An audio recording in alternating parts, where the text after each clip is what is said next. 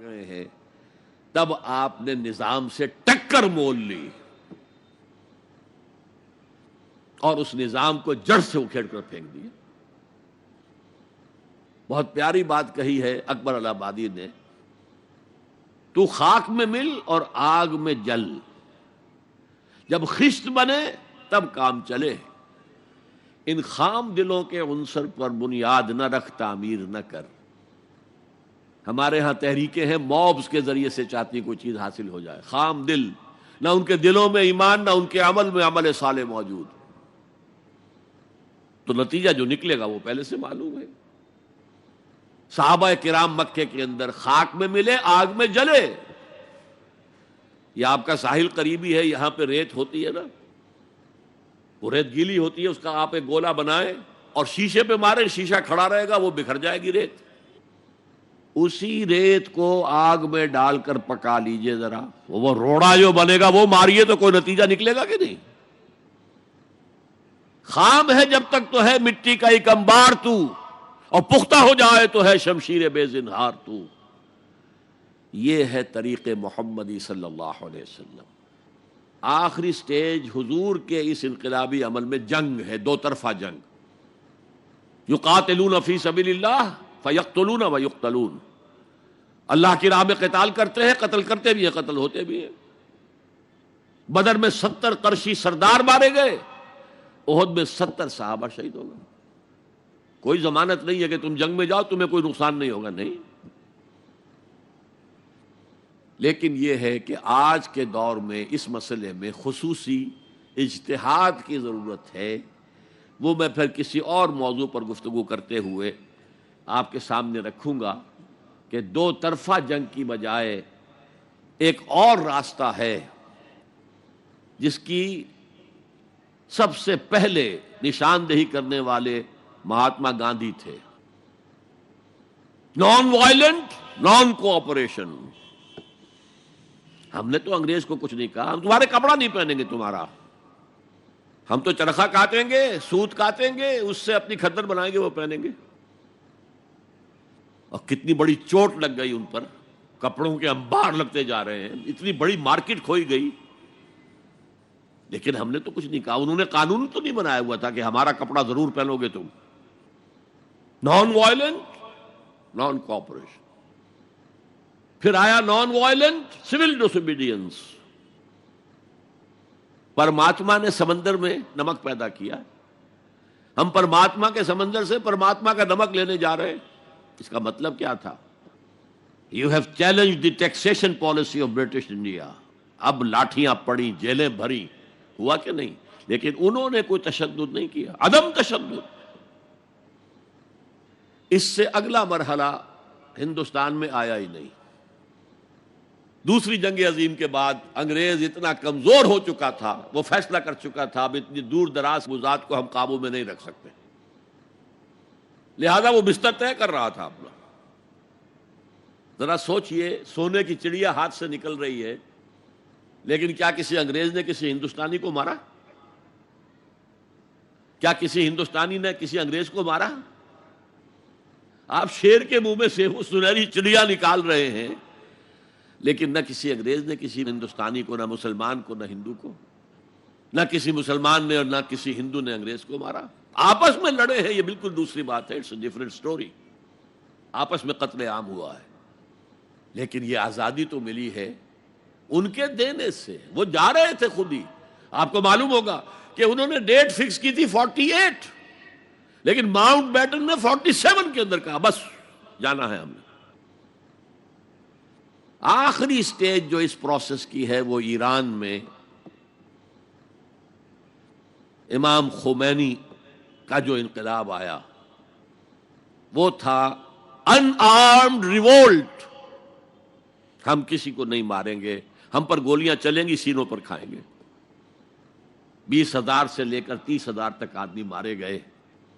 تب وہ شہنشاہ بھاگا کہ نہیں جو 2,500 سالہ جشن منا رہا تھا، جو سمجھتا تھا کہ میں وہی سائرس کے خسرو یا ذوالقرنین کا دور دوبارہ لے آؤں گا، وہ سلطنت عظیم. اور حال کیا ہوا؟ بہادر شاہ ظفر کی طرح 2 گز زمین بھی مل نہ سکی کوئے یار میں.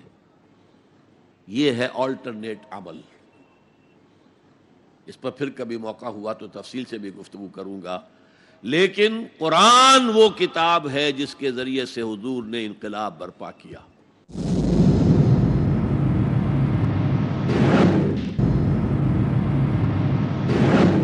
قرآن وہ کتاب ہے جس کے ذریعے سے حضور نے انقلاب برپا کیا.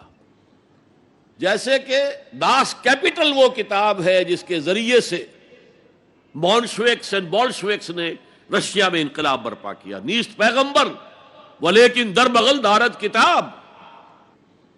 وہ مارکس جو ہے پیغمبر تو نہیں ہے لیکن اپنی بغل میں کتاب لے کے آیا ہے. اور وہ داس کیپٹل کس قدر مؤثر تھی, اس نے کس طرح لوگوں کو پوزیس کیا ہے اور کس طریقے سے لوگوں کو تیار کیا ہے کہ زار کی فوجوں کے سامنے کھڑے ہوئے ہیں اور گولیاں کھا رہے ہیں سینہ کھول کر. وہ ایک کتاب تھی, وہ بھی کتاب تھی. انقلاب روس داس کیپٹل کا نتیجہ ہے اور انقلاب محمدی صلی اللہ علیہ وسلم قرآن مجید کا ذریعہ ہے.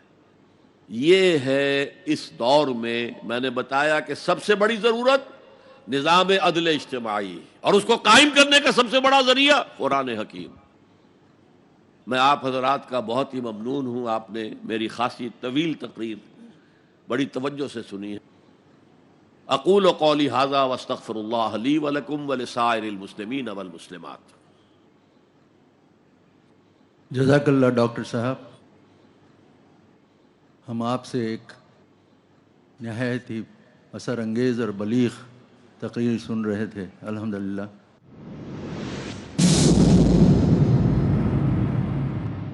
پہلا سوال جو میرے پاس آیا تھا وہ ہے ایک بھائی عبداللطیف کی طرف سے جو مشین مینوفیکچرنگ کا کام کرتے ہیں. آپ کا سوال ہے, قرآن اللہ ہی کی کتاب ہے, چند ٹھوس دلائل پیش کریں. قرآن اللہ ہی کی کتاب ہے, چند ٹھوس دلائل پیش کریں. اس کے لیے کوئی منطقی دلیل نہیں ہو سکتی. یہ آپ کا باطنی احساس ہوگا. جیسے اگر آپ نے کبھی شکر نہیں چکھی, چینی نہیں چکھی, تو بہت سے لوگ کہہ رہے ہیں کہ یہ میٹھی ہے میٹھی ہے میٹھی ہے میٹھی ہے. آپ زیادہ زیادہ یہ کہیں گے کہ بھائی میٹھی ہوگی جب اتنے لوگ کہہ رہے ہیں. جب آپ چکھ لیتے ہیں کہتے ہیں یہ میٹھی ہے, ہوگی نہیں اب ہے. قرآن کو چکھنے سے بات بنے گی. قرآن کو پڑھیں, سمجھیں, غوطہ زنی کریں, پھر آپ کے اندر سے آپ کی روح جو ہے گواہی دے گی یہ اللہ کا کلام ہے. یہ وہیں سے آیا جہاں سے میں آئی ہوں. روح کہاں سے آئی ہے؟ اللہ کے پاس سے آئی ہے, اور یہ کلام بھی وہیں سے آیا ہے. باقی میں نے جو دلائل دیے ہیں, عظیم ترین انقلاب اس کتاب سے آیا. اس سے بڑی دلیل آپ کو کیا چاہیے؟ اس کے لیے چیلنج دیا گیا, کسی نے آج تک جو ہے اس چیلنج کو قبول نہیں کیا. لیکن یہ ساری چیزیں بھی سیکنڈری ہیں. اصل چیزیں یہ چکھیں, پڑھیں اور سمجھیں, گہرائی میں اتریں. اگر دل گواہی دے گا کہ ہے, جو میری روح کا پیدا کرنے والا ہے وہی اس کلام کا متکلم ہے, تو اصل ثبوت آپ کو ملے گا. ایک اور سوال سامنے آیا ہے. ایک فیاض الدین صاحب ہیں جو بائیو کیمسٹ ہیں. وہ سوال کر رہے ہیں کہ لوح محفوظ پر روشنی ڈالیں. یہ آیات متشابہات میں سے ہیں جس کی حقیقت کو ہم یہاں نہیں سمجھ سکتے. لوح محفوظ کیا ہے, وہ کتاب کون سی ہے؟ انہ لفی ام الکتاب لدینا لعلی حکیم. لوح محفوظ کتاب مکنون, اس کو تو جو قرآن نے بتا دیا, غیب کے معاملات اس میں اتنے ہی پر ہمیں رہنا چاہیے. اگر اس کی مزید کوئی شرح کریں گے اپنی طرف سے, یا تو حضور کی طرف سے کوئی بات آ جاتی تو پھر آمنا و صدقنا, اگر نہیں ہے تو پھر اسی اجمال پر اکتفا کیجئے. آیات متشابہات کی کھود کرید میں سورہ آل عمران میں کہا گیا فتنہ پیدا ہو جاتا. سلیم اختر صاحب پوچھ رہے ہیں جو ملازمت پیشہ ہیں, غیر مسلم کو قرآن شریف دے سکتے ہیں یا نہیں؟ بالکل دے سکتے ہیں, چونکہ تبلیغ کے لیے ظاہر ہے کہ ہم اگر قرآن پڑھیں گے تو ہم وضو کریں گے, قبلہ رخ ہو کر بیٹھیں گے, پورے آداب کے ساتھ پڑھیں گے، لیکن اگر غیر مسلموں کو آپ نہیں دیں گے تو مسلمان کیسے بنائیں گے؟ اس لیے کوئی حرج نہیں ہے اس کے اندر۔ ایک سوال سید عابد اسماعیل صاحب جو کمپیوٹر انجینئر ہیں، میں ایک ایک سوال آپ کے سامنے رکھتا ہوں۔ پہلی چیز تو یہ ہے کہ آپ پوچھ رہے ہیں کہ آج کل ہم جیسے پڑھے لکھے ان پڑھوں کو مندرجہ بالا ایشوز پر مس گائیڈ کرتے ہیں۔ مثلاً قرآن میں کہیں بھی شراب حرام نہیں ہے، مندرجہ ذیل لکھنا چاہیے، مندرجہ بالا لکھا ہے۔ قرآن مجید میں صاف کہا گیا فَاجْتَنِبُوهُ فَهَلْ أَنْتُمْ مُنْتَهُونَ۔ سب سے پہلے سورہ بقرہ میں آیت آئی يَسْأَلُونَكَ عَنِ الْخَمْرِ وَالْمَيْسِرِ قُلْ فِيهِمَا اسْمٌ كَبِيرٌ وَمَنَافِعُ لِلنَّاسِ وَإِسْمُهُمَا أَكْبَرُ مِن نَّفْعِهِمَا۔ اس شراب میں، جوئے میں، یہ پوچھ رہے ہیں ان کو بتا دو کہ ان میں بہت بڑا گناہ ہے لیکن کچھ فوائد بھی ہیں۔ چستی آ جاتی ہے شراب پی کر، تھوڑی شراب پی جائے چستی آ جائے گی، لیکن ان کا گناہ جو ہے وہ بہت بڑا ہے اس فائدے کے نسبت سے۔ بہت سے لوگوں نے اسی آیت کے اوپر چھوڑ دی شراب۔ پھر آیت آئی لا تقربوا الصلاۃ وانتم سکارى، نماز کے قریب مت جاؤ اگر تم نشے میں ہو۔ بہت سے لوگوں نے اب چھوڑ دی۔ نماز سے روکنے والی شے اس سے زیادہ گندی چیز کون سی ہوگی؟ اس کے بعد سورہ مائدہ میں آیا چھوڑو ان کو، یہ رجس من عمل الشیطان ہے، شیطان کے اعمال میں سے ہے، گندگی کے، ان کو فاجتنبوہ، باز رہو اس سے۔ اور فہل انتم منتہون، باز آتے ہو کہ نہیں؟ اب اس سے زیادہ کیا الفاظ ہوں گے سخت۔ ایک جو آج کے معاشرے کے تعلق سے ہے، اسی سوال کو میں آپ کے سامنے رکھوں گا، انہی صاحب کا۔ وہ کہتے ہیں کہ صاحب میرا تجربہ یہ ہے کہ اگر ہم روایتی لباس پہنیں تو وہ رسپانس نہیں ملتا، اگر پینٹ شرٹ پہنے تو برابر رسپانس ملتا ہے۔ دیکھیے، آپ کو اپنے لباس کے ساتھ کوشش اور محنت جاری رکھنی چاہیے۔ ویسے پینٹ شرٹ بھی حرام نہیں ہے، اگر شرٹ جو ہے وہ بش شرٹ ہو تو یہ کوئی حرام نہیں ہے لباس، اس لیے کہ صرف شرٹ پینٹ جو ہے وہ ساتر نہیں ہے، اس میں انسان کے جو جنسی اعضاء ہیں وہ نمایاں ہوتے ہیں، وہ حرام ہوگا۔ لیکن بش شرٹ ہے یا آپ نے سوٹ پہنا ہوا ہے، کوٹ پینٹ ہے، تو اس میں وہ قباحت نہیں ہے۔ لیکن سوال پیدا ہوتا ہے آپ داڑھی نہیں رکھیں گے؟ داڑھی تو سنت مؤکدہ ہے، واجب ہے۔ اب کوئی بات سنتا یا نہیں سنتا؟ آپ کو اپنا کام کرنا چاہیے، اور آپ کا اپنے اس معاملے میں مستحکم رہنا اصل میں آپ کی دعوت میں تاثیر پیدا کرے گا۔ ایک صاحب ہیں عثمان صاحب، آئیڈیل ہائی اسکول سے غالباً ان کا تعلق ہے۔ وہ کہتے ہیں کہ دی 100 کے حوالے سے گفتگو کرتے ہوئے آپ نے کتاب ہی کے حوالے سے محمد صلی اللہ علیہ وسلم کو اول درجے پر فائز کرتے ہوئے فرمایا کہ حضرت عیسیٰ اور گوتم بدھ کو ریاست اور سیاست سے کوئی تعلق یا لینا دینا نہیں تھا، تو کیا حضرت عیسیٰ علیہ السلام کا یہ عمل منشاء الہی کے منافی تھا؟ منشاء الہی کے منافی تو نہیں تھا، اس لیے کہ یہ میں آپ کو بتا چکا ہوں کہ وہ آیت صرف 3 مرتبہ حضور کے لیے آئی اور کسی کے لیے نہیں آئی، لہذا حضور تو اس کے خلاف نہیں کر سکتے تھے۔ آپ کو تو اس دین کو غالب کرنا ہی کرنا تھا، جو آپ نے کیا، تکلیفیں اٹھائیں، مصیبتیں جھیلی، صحابہ کرام جو ہے وہ کس طریقے سے ستائے گئے، لیکن حضرت عیسیٰ علیہ السلام کے ساتھ ایسی کوئی بات نہیں آئی ہے۔ تو واقعہ یہی ہے کہ ان پر تو کہتے ہیں کہ کل 72 آدمی ایمان لائے تھے، ان میں سے بھی 12 تھے جو ہر وقت ان کے ساتھ رہتے تھے، ان میں سے بھی ایک نے غداری کی اور گرفتار کرا دیا جہاں وہ چھپے ہوئے تھے۔ تو اب اس میں اگلا قدم کوئی کیسے اٹھتا ہے، کیسے کوئی ریاست قائم ہو جاتی؟ ہاں، حضرت عیسیٰ دوبارہ آئیں گے اور پھر جو ہے عالمی سطح پر ان کے ذریعے سے اسلام کا بول بالا ہوگا۔ جاوید انصاری صاحب کا سوال ہے انگریزی میں، وائی ڈو ناٹ عالمس of Muslim nations do not exhort rulers of Muslim nations to rule on the principles of the Quran? دیکھیے، آپ کو اپنے لباس کے ساتھ کوشش کرنی چاہیے۔ اگر آپ کو اپنے لباس کے ساتھ کوئی تعلق نہیں ہے، اگر آپ کو اپنے لباس کے ساتھ کوئی تعلق نہیں ہے تو آپ کو اپنے لباس کے ساتھ کوشش کرنی چاہیے۔ وہ مسلم نیشنز کے لوگ جو ہیں پہلے اپنے وجود پر تو قرآن قائم کریں. سب سے کٹھن کام تو یہ ہے. اور پھر وہ طریقہ اختیار کریں جو محمد الرسول اللہ کا میں نے آپ کے سامنے بیان کیا ہے. ورنہ خامخواہ کو نعرے بازی سے کچھ حاصل نہیں. ایک سوال امتیاز خان صاحب کا ہے, یہ بھی انگریزی میں ہے.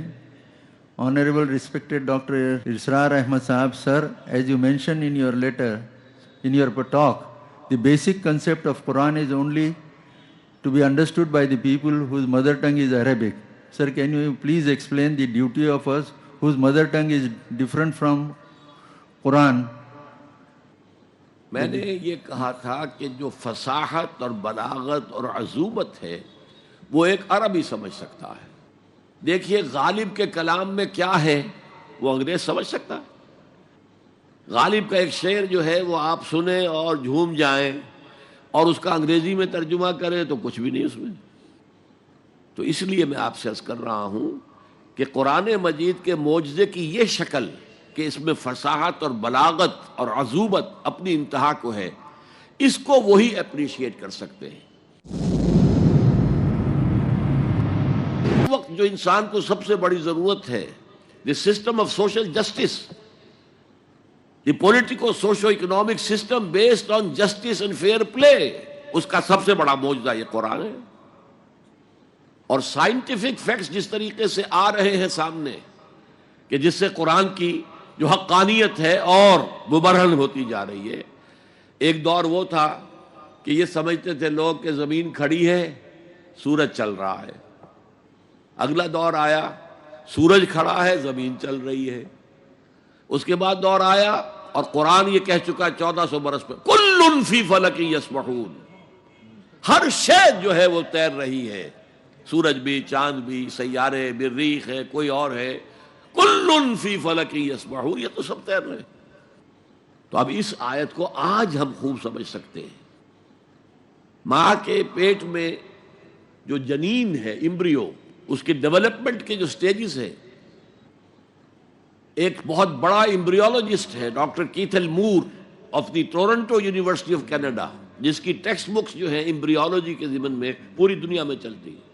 انہوں نے کہا میں حیران ہوتا ہوں 1400 برس پہلے جب نہ ڈسیکشن تھی, باڈی کی کوئی ڈسیکشن نہیں, کوئی مائکروسکوپ نہیں, کس طرح یہ قرآن کے اندر یہ ساری چیزیں نہایت بہترین انداز میں پیش کر دی گئی.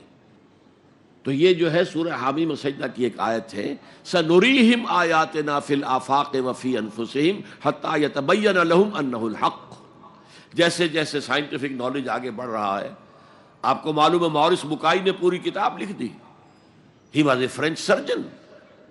شاہ فیصل گئے تھے علاج کے لیے اور قرآن پیش کیا, اس نے میں کیا کروں گا, یہ تو عربی میں ہے.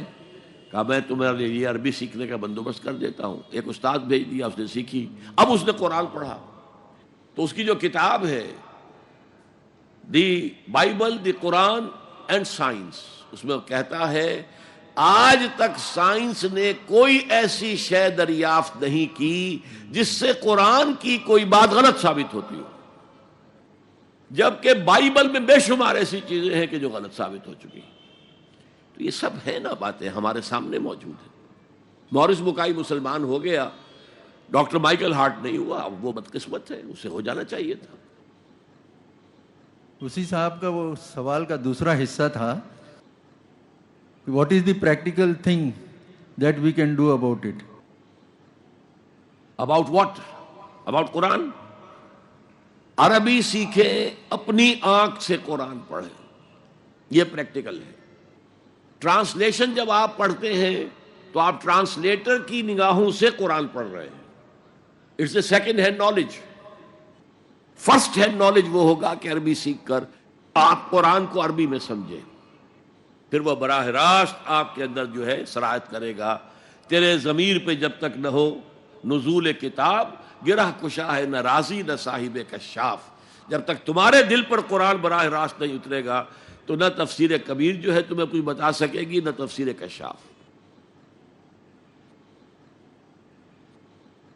ایک سوال بہن کی طرف سے آیا ہے, مسز نادرہ احمد. وہ انگریزی میں سوال ہے ان کا کہ how to quench the thirst of non Muslims about Quran who are hesitant to come towards it, although they have been given the translations in different languages? دیکھیے یہ تو آپ کے ذمے نہیں ہے. آپ کو معلوم ہے کہ قرآن پر ابو جہل تو ایمان نہیں لایا, ابو لہب ایمان نہیں لایا, حالانکہ سگا چچا ہے, دیوار بیچ پڑوسی ہے, اور وہ دشمن ہے حضور کا. تو یہ تو در حقیقت جیسا کہ حضور سے اللہ نے فرمایا قرآن میں, انک لا تہدی من احببت ولکن اللہ یہدی من یشاء, اے نبی آپ کے پاس اختیار نہیں ہے کہ جس کو چاہیں ہدایت دے دیں, یہ تو اللہ ہدایت دیتا ہے جس کو چاہے. آپ اپنی کوشش جاری رکھیے, اگر کوئی ایک نہیں مان رہا تو اور دوسرے کے ساتھ اپنی بات شروع کیجیے. میں نے کہا تھا جو سلیم الفطرت ہوں گے وہ چمٹ جائیں گے قرآن کے ساتھ.